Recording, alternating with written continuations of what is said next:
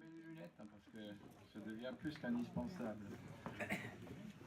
Monsieur le Président du Sénat, Madame la sénatrice, alors c'était Sophie, mais elle m'a appelé tout à l'heure, elle s'excuse, elle est partie dans une autre commune et elle ne pourra pas faire les deux.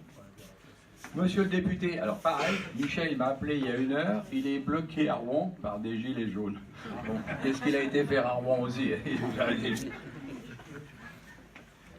Mesdames, Messieurs les conseillers régionaux, Mesdames, Messieurs les conseillers départementaux, Mesdames, Messieurs les maires, mes chers amis,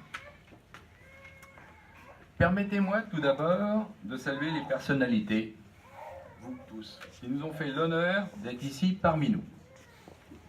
En ces premiers jours de cette nouvelle année, je vous présente tous mes vœux pour 2019. Vous savez, c'est toujours un grand honneur pour moi, simple petit maire, d'être entouré d'autant de grands-mères. Et ça me fait bien plaisir. Comme tous les ans, nous avons réalisé un maximum de travaux dans le respect d'un budget toujours plus limité.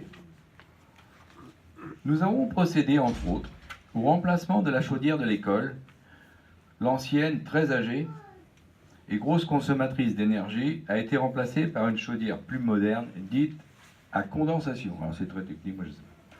Le parc naturel du Vexin nous a accordé une subvention très importante dans le cadre du CEP, c'est le Conseil en énergie partagée.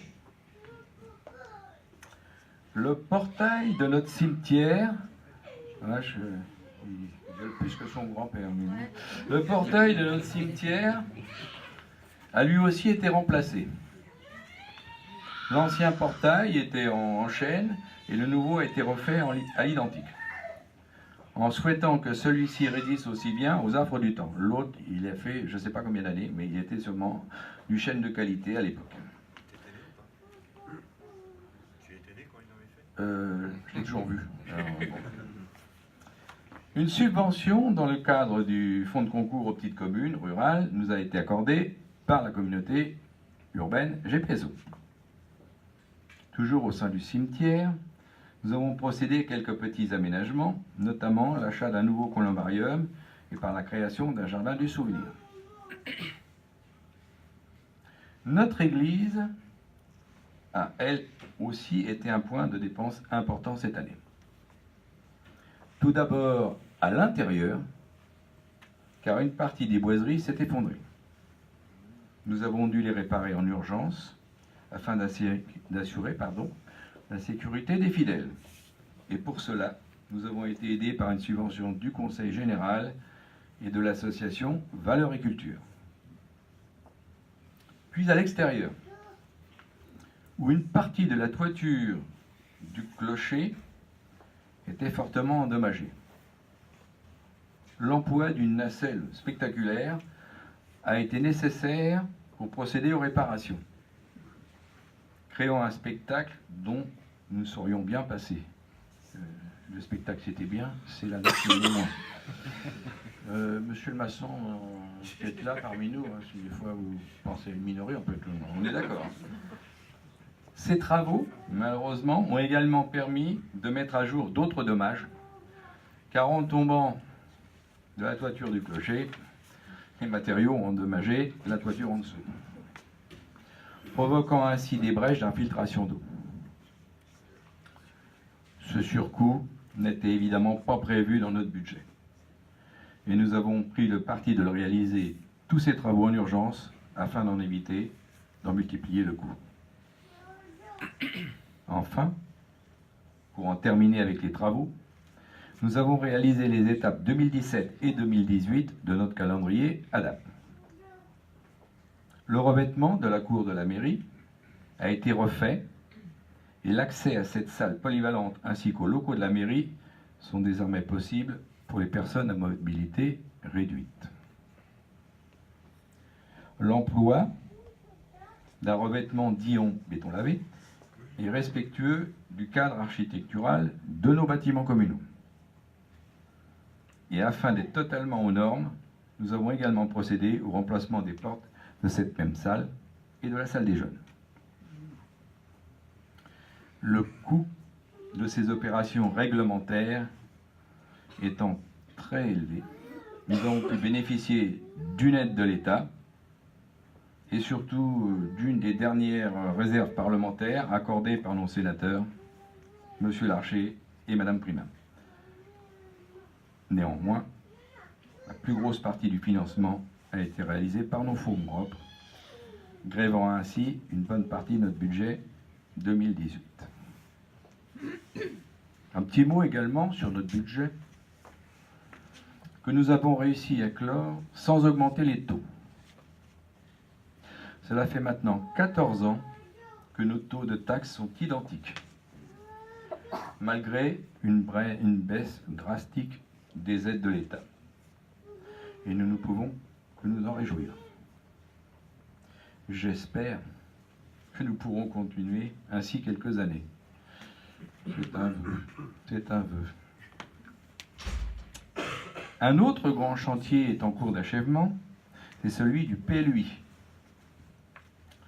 Notre commune, qui est en PLU depuis l'année dernière, doit passer en PLUI dans les prochains mois. La compétence urbanisme, que vous connaissez, étant reprise par la CU. C'est la loi.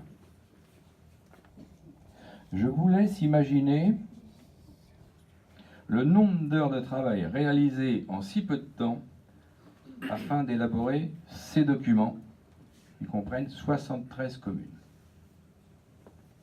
Aussi, je tiens à remercier Madame Suzanne Jaunet et les services de la communauté urbaine de nous avoir guidés dans ces travaux gigantesques. Un autre feuilleton, qui anime nos communes depuis quelque temps, est celui de la fibre optique, que nous attendons tous impatiemment. Nous avons eu l'an dernier une première armoire, installée par l'opérateur TDF. Et cet été, nous avons eu la surprise que l'opérateur Orange en installe une aussi. Le grand paradoxe, c'est qu'aucune n'est raccordée. Quel bel exemple de gâchis. Peut-être que cette année, une troisième armoire viendra compléter notre collection. Si c'était encore des armoires normandes, on en aurait une valeur, mais des armoires métalliques, ça va pas nous faire. Un petit mot sur notre école qui se porte très bien. La cantine et les garderies du matin et du soir apportent un confort aux parents. Les effectifs sont en hausse, avec 40 enfants cette année. Et nous avons la chance d'avoir 2 bons enseignants. Mais après ce satisfecit au sujet de l'école, abordons le sujet qui fâche. Je veux parler de celui des carrières. Une enquête publique a eu lieu cet automne. Et vous avez été très nombreux à apporter votre contribution. 1621 observations ont été rédigées, dont 1352 contre ce projet et seulement 208 en faveur de celui-ci. Et contre toute attente, malgré la large majorité d'observations contre, les 2 commissaires enquêteurs ont conclu que le projet était réputé favorable. C'est une honte. Une honte. C'est comme si, dans un match de foot, l'arbitre déclarait vainqueur l'équipe qui a marqué un but face à l'équipe qui en a marqué 4. Comment ne pas penser que depuis 1995, date du début de cette affaire, les dés sont jetés et que seules quelques personnes influent sur toutes les décisions. Il est évident qu'on nous a volé notre vote. Il n'est pas étonnant qu'aujourd'hui, des milliers d'hommes et de femmes, vêtus de jaune, contestent aux 4 coins de la France un système totalement inféodé. Nous ne baisserons pas les bras. Et le résultat injuste de cette enquête publique nous renforce dans notre détermination. D'autres voies s'ouvrent à nous, et nous les emploierons toujours en collaboration avec la BL3C. Je terminerai en remerciant le personnel communal, toujours très dévoué, ainsi que le personnel de la communauté urbaine, qui nous aide régulièrement. Je n'oublie pas non plus la BL3C, toujours en pointe dans la lutte contre les carrières. Je remercie également les enseignants et encadrants de notre école, les forces vives de la nation, pompiers et gendarmes qui sont avec nous ce soir, ainsi que les organisateurs de cette soirée. Pour finir, et au nom de la commune de Sailly, je vous renouvelle tous mes vœux pour cette nouvelle année. Et n'oubliez pas la maxime de notre village, Sailly devant, les autres derrière. Le président du Sénat veut dire quelque chose, je vous l'invite.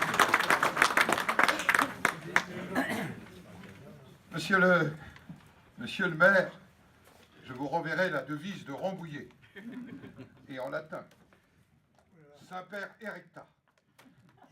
On parle de la tour François Ier.